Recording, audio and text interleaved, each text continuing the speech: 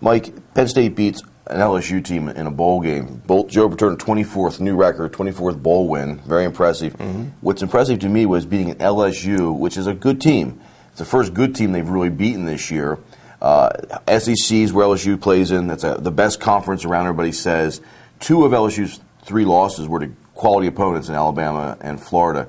How has your opinion, if at all, changed about Penn State since they beat LSU? Well, you hit on it. It's changed a lot. I think they were 10-2 before the game, but really they were 0-2 against really high quality teams, and to beat LSU, to beat a team that was you outlined their season and their program. I mean, 2 national championships in the last 10 years, and I really think that this has to change the way you feel about Penn State's season.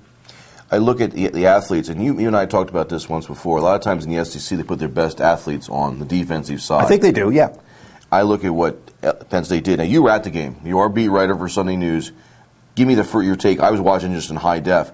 I thought Penn State matched them offensively and defensively and sort of dominated out there. The scoreboard might not have showed it. They were settling for field goals. But they certainly could have been farther ahead at halftime than they were. There were times when they settled for field goals where they probably should have had touchdowns. Ridiculous sequence at the end of the half where they had like 6 or 7 chances from inside the 5. And really kind of some communication breakdowns in terms of the play calling there and everything else. But I think you're right. I think Penn State won the line of scrimmage on both sides of the ball. I've never understood this idea that speed is nullified by bad weather. You know, if you run a 4.40 and I run a 4.840, how do I catch up because it's muddy out there? I've never understood that, and I don't buy that. Penn State won the line of scrimmage on both sides of the ball.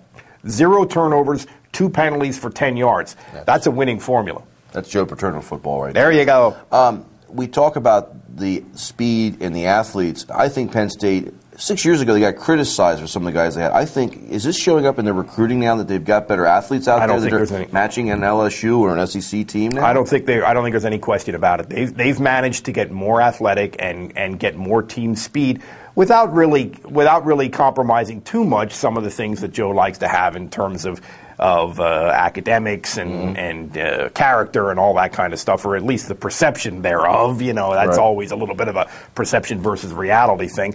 And they really, this incoming recruiting class, if they get all the kids that they're supposed to get based on verbal commitments, they're going to have one of the best classes in the country and get even more athletic. So it's hard to remember. 2004 is not that long ago. When you think about where this program was then and where it is now, it's pretty remarkable.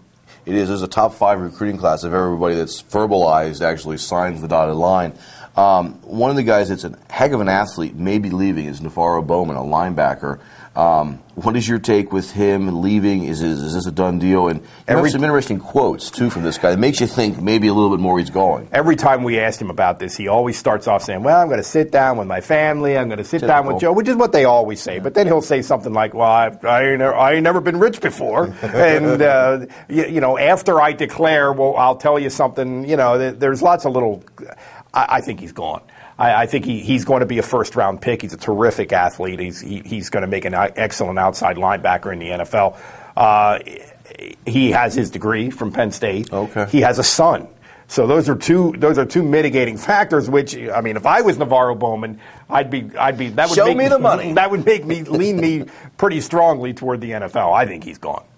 Another guy who's I've heard rumors about is a running back, Evan Royster. What's your take with Royster? Is he coming or going? Less clear-cut, more of a sort of maybe upscale suburban family situation. I don't think he has his degree yet. I think he's a much more marginal football player. I think he's a marginal running back for in the NFL. So I'm less sure about him. I would say 60-40, 55-45. I hear that he's not entirely happy with his role. I hear he'd like to be getting the football 25, 30 times a game, and that hasn't quite happened. Stephon Green and others have gotten some action at tailback.